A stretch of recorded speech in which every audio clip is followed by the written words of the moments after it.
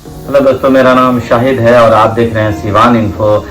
बता दें कि कल लोकसभा सिवान का चुनाव था और चुनाव की काउंटिंग होने के बाद विजय लक्ष्मी जी अच्छे खासे वोटों से विजयी प्राप्त की, जो कि जदयू के उम्मीदवार थी। जदयू से उम्मीदवार थी और रमेश सिंह कुशवाहा जी की धर्मपत्नी थी, जो कि पूर्व जीरादेई के विधायक रह चुके हैं।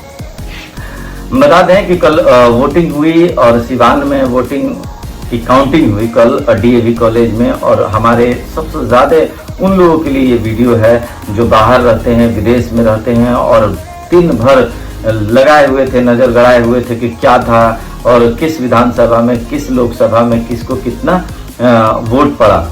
तो आपको बता दें कि सिवान के सभी विधानसभाओं में जो वोटिंग पड़ी थी, उस वोटिंग की काउंटिंग में किसने कितने वोट किसको दिए, इसकी यहाँ पे व्याख्या करेंगे और आपको बताएंगे कि किसने कितना वोट प्राप्त किए और कहाँ से किसकी जीत हुई, कौन कितने अंकों से जीत का हकदार रहा और कितने वोट किसको मिले।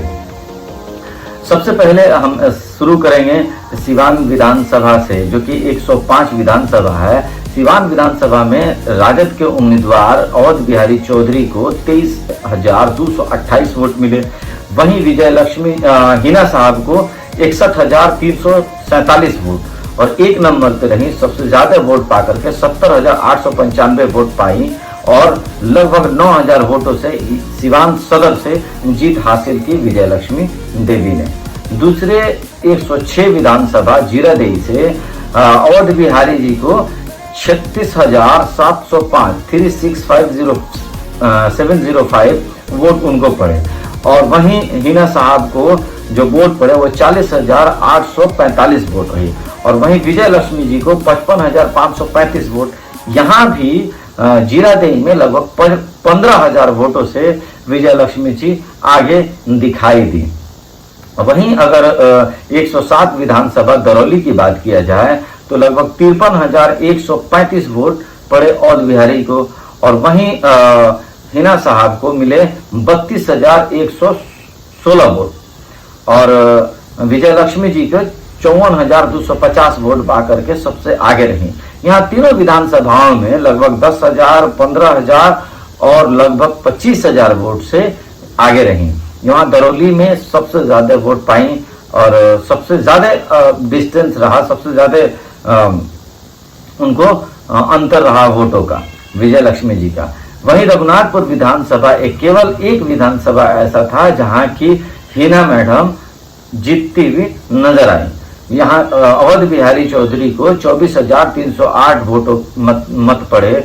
वहीं विजय लक्ष्मी जी को रघुनाथपुर विधानसभा में 56,963 वोट मिले और सबसे ज्यादा वोट अगर किसी ने पाया तो वहीं हिना साहब ने 60,854 वोट रघुनाथपुर गृह विधानसभा में उनको मिले और वहां से वो लगभग 4 से 5,000 वोटों से आगे रही। अगर बात किया जाए दरौंधा विधानसभा को तो दरौंधा विधानसभा में 38,183 वोट अवध बिहारी चौधरी जी पा करके तीसरे पायदान पर खड़े रहे। वहीं दूसरे पायदान पर हिना मैडम जो रही वो 40,176 वोट पाई और दूसरे पायदान पर कायम रही और सबसे ज्यादा वोट दरौंधा विधानसभा से 64,638 वोट पा करके विजय लक्ष्मी जी जीत के हकदार बनी। वहीं बड़हरिया विधानसभा की बात की जाए तो बड़हरिया विधानसभा में अवध बिहारी जी को 22,504 वोट मिले और वहीं हिना साहब को बड़हरिया विधानसभा से 57,746 वोट मिले और सबसे ज्यादा वोट अगर पूरे विधानसभा में सिवान के सभी विधानसभाओं में सबसे ज्यादा वोट अगर पड़े और सबसे ज्यादा वोट अगर मिले किसी को तो वो विजय लक्ष्मी जी देवी हैं। उनको 80,344 वोट यानी कि सबसे ज्यादा वोट बड़हरिया विधानसभा में विजय लक्ष्मी जी को मिले और विजय लक्ष्मी जी बड़हरिया विधानसभा से भी जीत का हकदार रही। इन सभी विधानसभाओं में सबसे ज्यादा अगर कहीं वोट पड़े हैं विजय लक्ष्मी जी को तो वो है बड़हरिया विधानसभा और जहां हार उनकी हुई है वो है रघुनाथपुर विधानसभा। टोटल ईवीएम का वोट जो पड़े थे उनमें टोटल अवध बिहारी जी को जो वोट मिले वो 1,98,063 यानी कि 1,98,063 वोट मिले और बिहारी जी को जो पा करके वो तीसरे पायदान पर रहे। लालटेन छाप के 3 नंबर पे रही।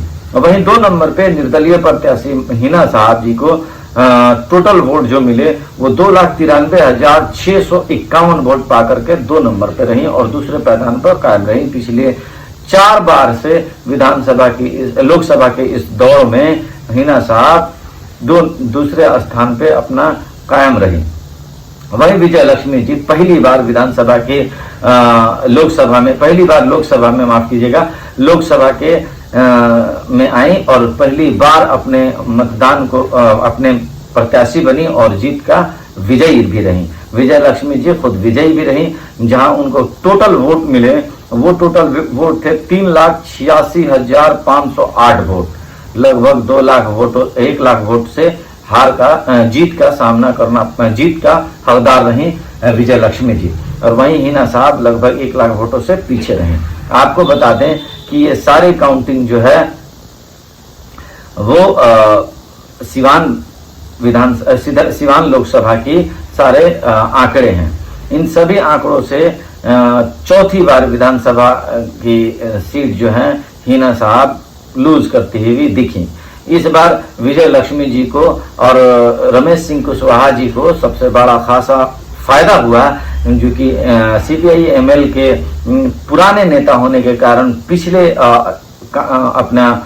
उनका राजनीतिक एक्सपीरियंस होने के कारण उनको फायदा हुआ। और मैं पिछले वीडियो में बता चुका था कि वो आसानी से माले के वोटों में सेंध लगा सकते हैं। जहां माले के वोट नहीं मिलने के कारण अवध बिहारी चौधरी निचली पायदान पर रहे, सबसे 3 नंबर पर रहे और वहीं